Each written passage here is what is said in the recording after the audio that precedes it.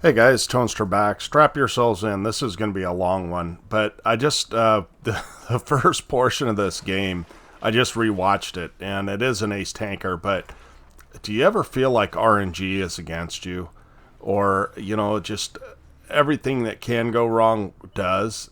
Well, that's how I feel this game. Look at this EBR. He has just pushed up with reckless abandon, and he's cost me one shot of health already. And I'm going to cost myself another one because I want to get this guy out of the game, right? So there's another shot. We're suddenly down to half health already. And so this is going to be a long game, you guys. And you're going to see we miss a shot on the Brask. It was kind of a hope shot, whatever, And their EBR does go down because he's playing like an EBR. So at this point now, we're half health. They have taken this corner with a large amount of forces, and I'm trying to figure out what to do. I'm hoping these guys pull back and make a mistake, and so I'm coming down to this position to get shots on them from this area here. And it doesn't look like they're making a mistake yet, but our mod 1 looks like he's about to go down. And our ELC is doing a great job of spotting. Unfortunately, I can't hit a doggone thing he spots. I mean, look, I got the full sight of this guy, and he stops right at the point in time that I fire.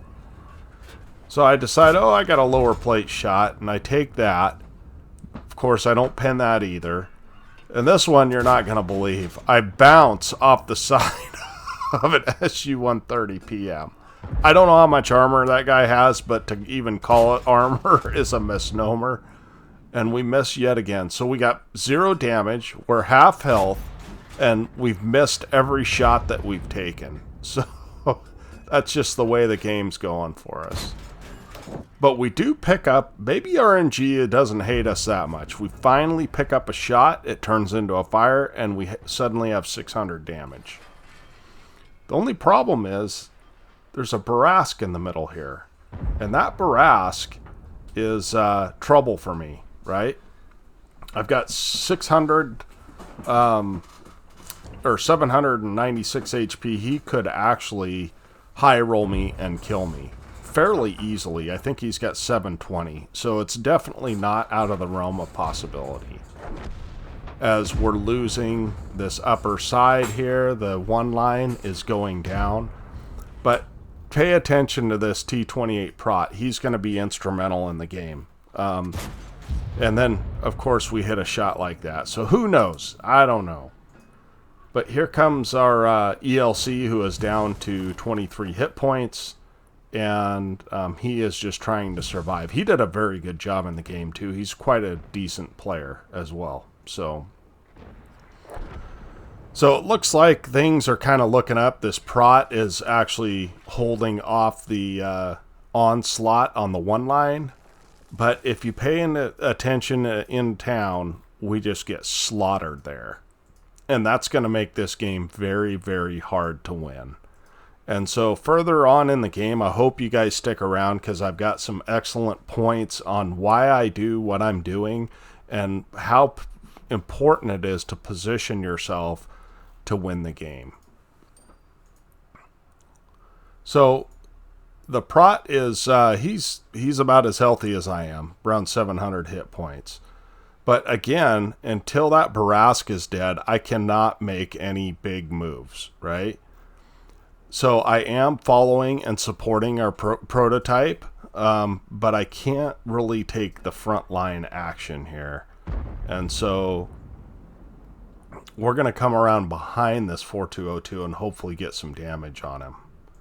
And we've got the rear of his tank, so we go ahead and shoot him in the rear. Unfortunately, it does not track him, but this guy continues to lead with the rear of his tank, and that is not the best idea, right? We're getting into cover, not because there's artillery, but because guys that are back here could hit us. And we're kind of taking aim at this Barask, and we go ahead and hit a snapshot, and that's a really good kill for us. So we've kind of taken out the threat that's threatening the field, but the problem is, look at the city. The city is in deep trouble. Our only saving grace is that we have two very sneaky, very dangerous tank destroyers in an S1 and a Roomba, right? And so I faff around. I'm going to do some things that are my thought process, I'll tell you that, but in retrospect, I think it was a poor idea.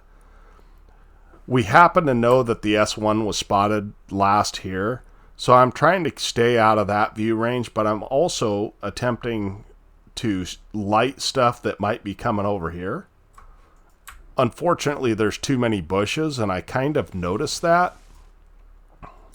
And we come up on this turtle, and we're very, very lucky that we were not killed by something in the back. There's a couple of shots coming in, you guys can see, and we get very lucky that we weren't just double tapped there and killed.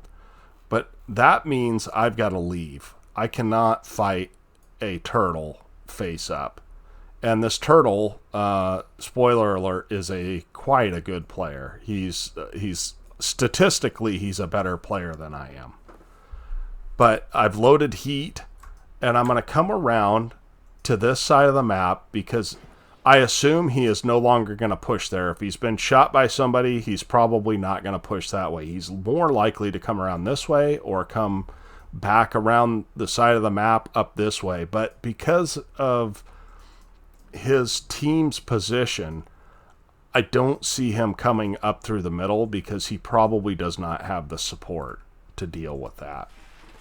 So we're going to come up here into these bushes, and we're just going to spot. And we do spot him, but you notice I don't take shots on him. I can get one shot for free, maybe. And that's a maybe because he's got really good armor, right? So what I don't want to do is I don't want to pull out there, get my one shot, tell him where I'm at, have him possibly even blind fire me, or at least make an adjustment to my position. So what I'm really trying to do is just keep him lit and keep him uncomfortable with the idea of pushing, right? And that's exactly what we're doing. We're just trying to keep him uncomfortable. And if he does push, we're going to let him push into an untenuous position, into a place that which I shouldn't have knocked this tree down, but I want him to push into a position that he is trapped between several guys, right? That's my hope and my dream. And so we're just going to play very patiently here. Keep in mind, I mean, I'm a two-shot. If this guy spots me, anything that's back up here is going to shoot me, and he's going to shoot me, right? So that means game over for me. And as it turns out, I need that health at the end of the game to carry the game.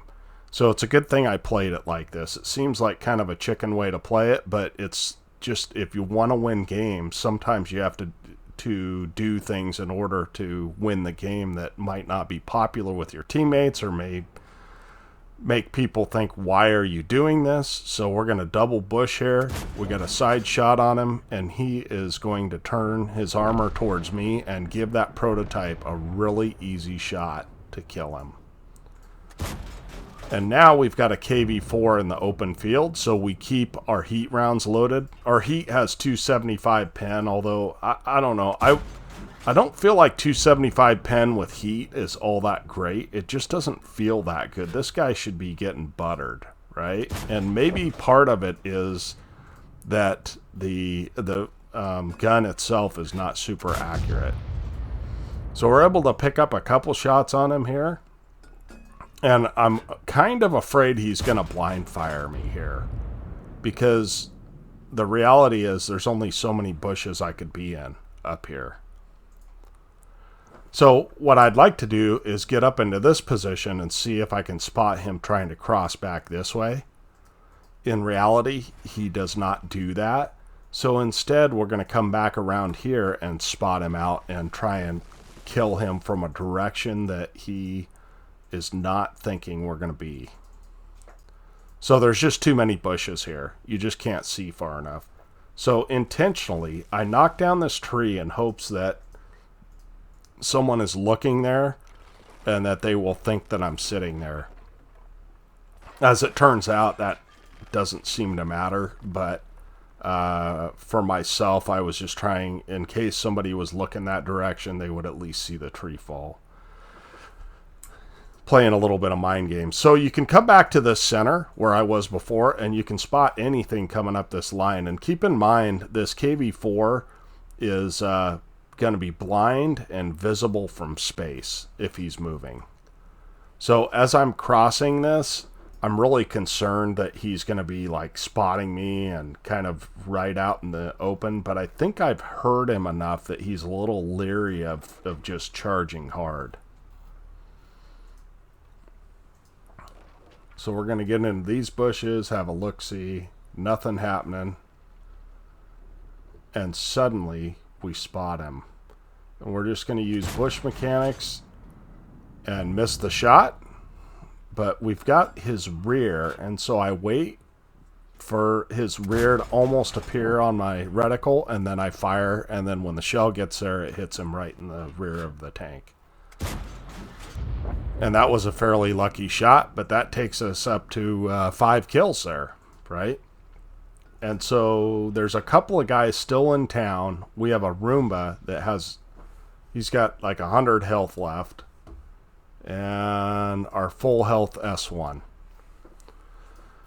So chances are pretty good that this is the time that I make what I would consider another risky move, and another move that doesn't need to be made. Down to here is probably okay, you know, because it's unlikely. I mean, it's likely if I get spotted, I can get behind this structure here and probably not take damage. But the little gap here might allow anybody up on this ridge line to see me. So there's a little banter in chat. I don't know what that's all about, but I just remember watching going, what?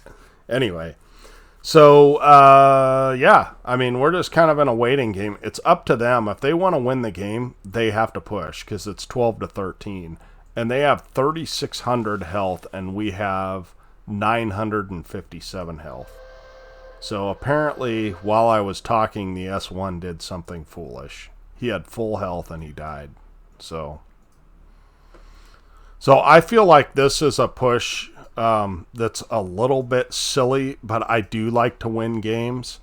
And so I'm trying to keep the ridge between me and anything that's sitting over there until I get up into these bushes. And we're going to just try and spot anything out here. Like I said, I do want to win the game if I can, but I'm not going to go crazy in order to do it, right? And two things happen at once. That heavy tank gets spotted, and I spot the Samoa, who does not spot me until, I don't know when he spots me here. Or maybe I was lit. I guess I was lit. Sorry about that. It's been a long game. A lot of talking here. So we've lost a bunch of health, right? We're down to 400 health. But the Roomba, to his credit, killed that heavy tank. And now, suddenly, it's just this one S1 left. And I know he's hurt. I know that he has 390 alpha. And I'm willing to take the chance to try and win the game. Because the Roomba is so out of position, there's just no way that he could win the game. And luckily, we're able to pick up this S1.